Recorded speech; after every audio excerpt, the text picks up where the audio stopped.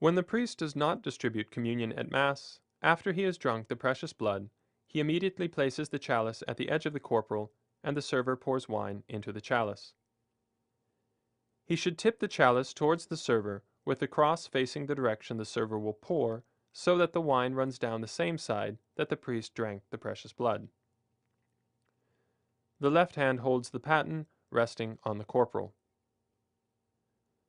While the server pours the wine, the priest says the prayer for the first ablution, Quod ore sumpsimus.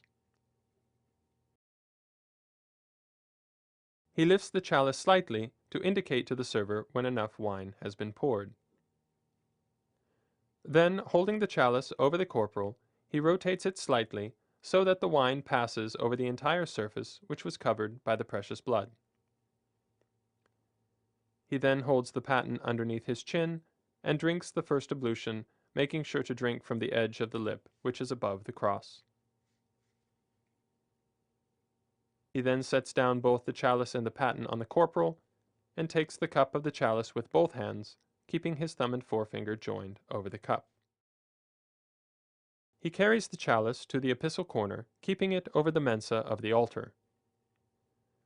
The server pours first wine and then water over the priest's fingers for the second ablution, during which the priest says the prayer, Corpus tuum Domine quod sumsi.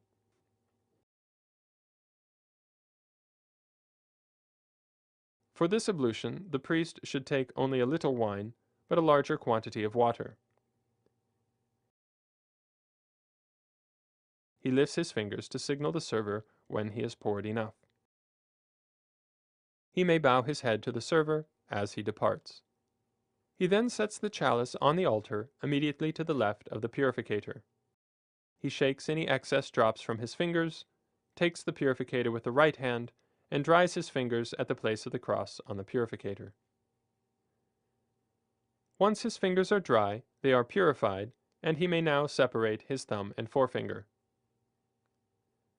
He then places his left hand on the altar and takes the chalice with his right hand and again carefully rotates it over the corporal so that the ablution passes over the entire surface covered by the precious blood.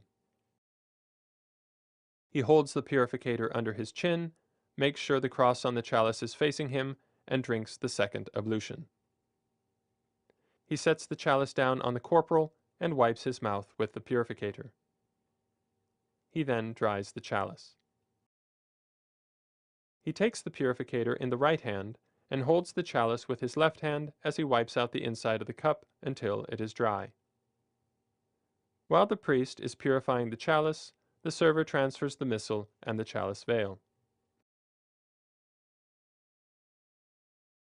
The priest sets the chalice in the center of the corporal, lays the purificator over top with the cross in the center, sets the paten and the pall on top, and then moves the chalice to the side and refolds the corporal. First the bottom fold, then the top, then the epistle side, and then the gospel side. The server holds open the burse, and the priest puts the corporal in the burse with the right hand. He then takes the chalice veil from the server and covers the chalice completely. He sets the burse on top with the open end towards the back, and then places the chalice in the center and arranges the veil as necessary. Once the chalice is completely veiled, he folds his hands and goes to the missal to say the communion antiphon.